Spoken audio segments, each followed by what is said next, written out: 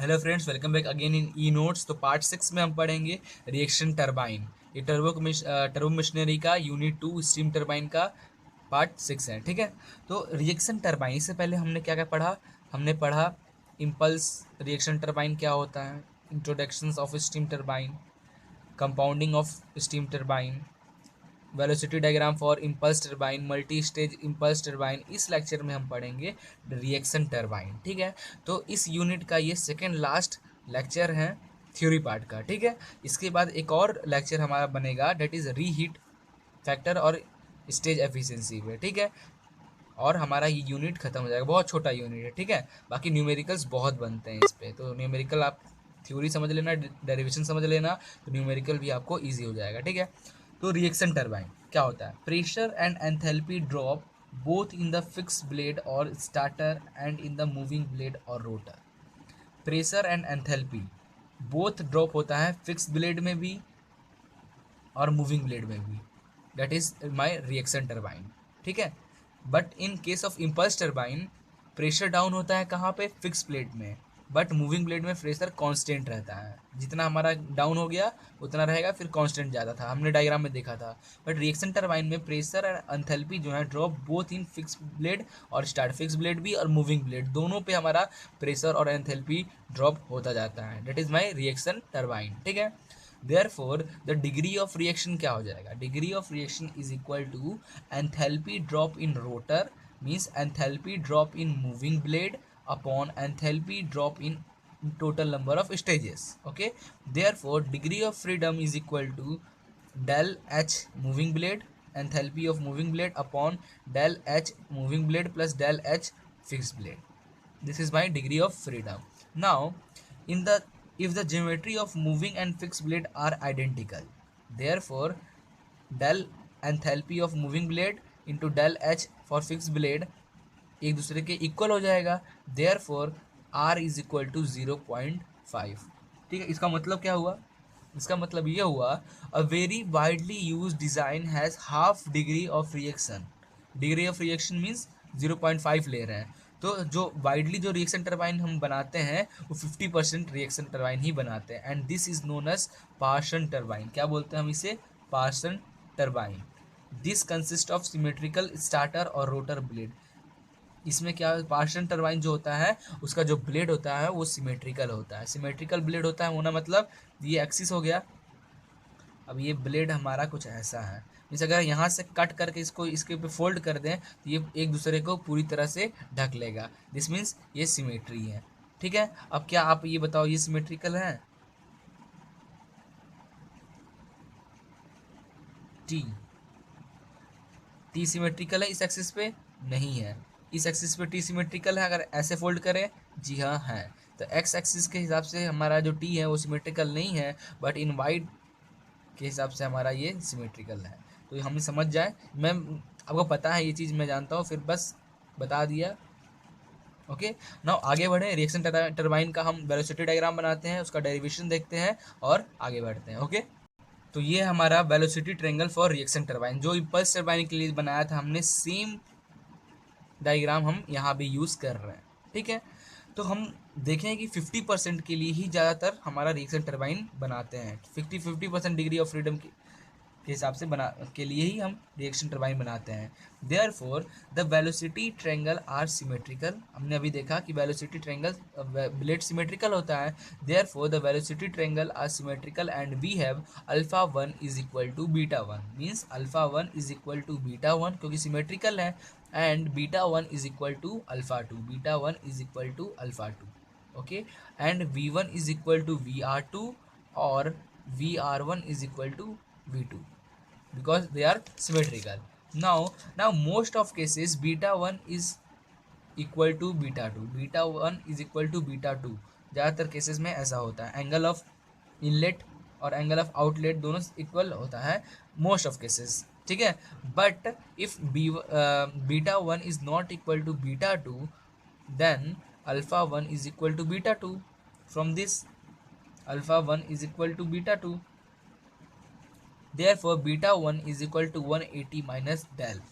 ठीक है। Alpha one is equal to beta two तो 180 minus del 180 minus del that is alpha 2। Okay, ये हो जाएगा।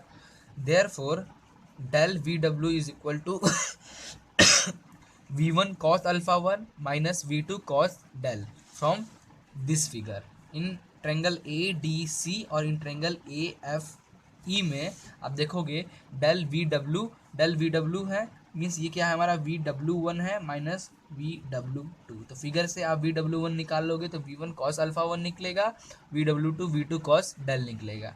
Therefore V1 cos alpha 1 plus V2 cos del का value आता है हमारा VR2 cos beta 2 minus U.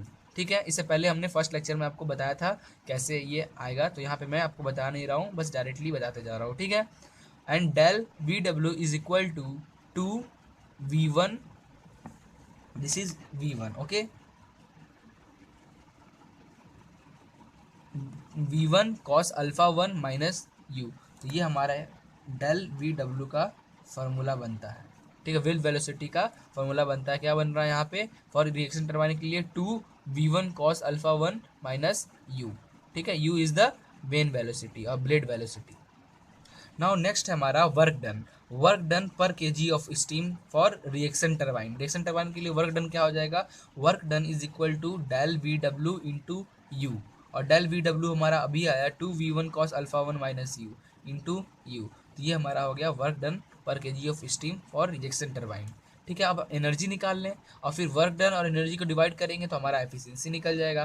तो energy input to the blade per KG of steam is equal to V1 square upon 2 plus VR2 square minus VR1 square upon 2। देखो, kinetic energy of steam at input, आप blade, ये blade बना हुआ है। ठीक है, for example मैं जैसे यहाँ बताता हूँ आपको। ठीक है,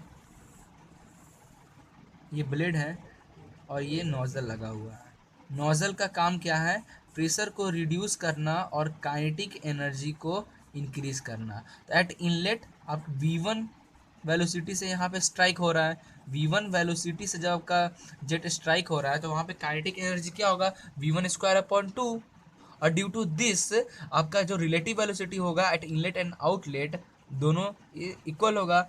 देयरफॉर हम लिख सकते हैं VR2 square minus VR square upon 2 that is in kinetic energy. तो बोथ वेलोसिटी, जेट का वेलोसिटी और relative velocity that is my kinetic energy at input. Therefore kinetic energy ये हो गया। Therefore E is equal to V1 square upon 2 plus VR2, V1 is equal to VR2, हमने ये symmetrical है, V1 is equal to VR2। Therefore VR2 की जगह पे हमने V1 पुट किया तो V1 का स्क्वायर अपॉन 2 माइनस VR1 का square upon 2। Therefore E is equal to, ये 2 हो जाएगा, 2 से 2 कैंसिल, तो V1 स्क्वायर बचेगा minus VR1 square upon 2।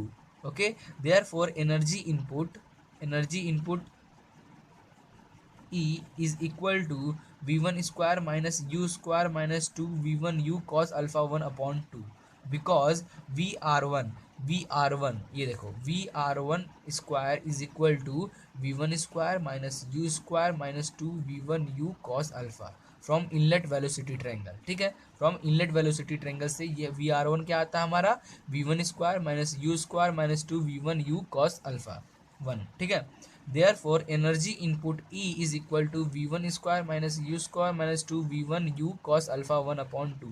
This is my energy input and this is my work done per kg of steel। अब हमें क्या चाहिए, diagram and stage efficiency of blade. तो क्या हो जाएगा, work done upon energy input, तो eta B is equal to work done जो आया था और एनर्जी इनपुट जो आया था, हमने दोनों को डिवाइड किया तो इससे हमारा एफिशिएंसी निकल गया। That is my equation number 1, याद रखना। ठीक है, आगे बढ़े।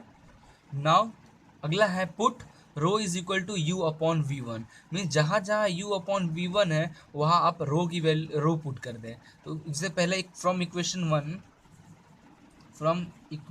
One eta B is equal to 2 rho 2 cos alpha 1 minus 1 divided by 1 minus rho square plus 2 rho cos alpha 1। From equation 1 हमने u अपॉन V1 की जगह पर रो पुट कर दिया। ठीक है, ना फॉर मैक्सिमम एफिशिएंसी, ये तो नॉर्मल एफिशिएंसी का फॉर्मूला आया, ना फॉर मैक्सिमम एफिशिएंसी इसको हम रो के रिस्पेक्ट में डिफ्रेंशिएट करके इक्वल टू 0 कर देंगे, दैट इज मीन्स हमें मैक्सिमम एफिशिएंसी मिल जाएगी स्टीम की, टरबाइन की। ओके, देयरफॉर ये इक्वेशन था हमारा, इसको हमने क्या किया, डिफ्रेंशिएट किया, तो हमारा 1 - रो² plus 2 rho cos alpha 1, 4 cos α1 minus 4 rho minus 2 rho 2 cos α1 minus rho bracket -2 rho plus 2 cos α1 is equal to 0। और फाइनली हमें जो मिलता है optimum velocity ratio is equal to you upon v1 optimum which is equal to cos α1 बचेगा। आप चाहो तो इसे अच्छे से डिफ्रेंशिएट करो, अदरवाइज डायरेक्टली इसके बाद आप ये लिख सकते हो अगर डेरिवेशन एग्जाम में पूछा तो। अदरवाइज आपको यही याद रखना है, आपको ऑप्टिमम क्या होता है आपका, velocity ratio is u upon v1 optimum is equal to cos α1। Okay, now u is equal to v1 cos α1 लिख सकते हैं। Okay, now put this in equation 1। अब u is equal to v1 cos α1, equation 1 जो था वहाँ पे u की जगह पर आप v1 cos α1 पुट करेंगे तो आपको मिलेगा eta B maximum efficiency is equal to 2 cos² α1 upon 1 plus cos² alpha. Okay, और फॉर इम्पल्स टरबाइन, ये रिएक्शन के लिए टरबाइन के लिए था, फॉर इम्पल्स टरबाइन के लिए क्या हो जाएगा, cos² α1। ओके, तो इस दोनों एफिशिएंसी, ये रिएक्शन टरबाइन का एफिशिएंसी है, इम्पल्स का है, तो आप देख रहे हो यहाँ पे किसका वेट ज़्यादा लग रहा है, मीन्स रिएक्शन टरबाइन का। Therefore efficiency of reaction turbine is greater than the impulse turbine because the energy input per stage is less, so there is more number of stages in reaction turbine। तो हमारा ये lecture यहीं तक था, reaction turbine भी खत्म हो गया। एक लास्ट टॉपिक अब हमारा बचा है, that is stage efficiency and reheat factor, और ये यूनिट हमारा खत्म हो जाएगा। उसके बाद हम लोग 3-4 लेक्चर में 7-8 न्यूमेरिकल प्रैक्टिस कर लेंगे, और उस न्यूमेरिकल प्रैक्टिस करने के साथ ही हमारा ये चैप्टर खत्म हो जाएगा। ओके, तो thank you for watching this video, please like and share it and don't forget to subscribe it.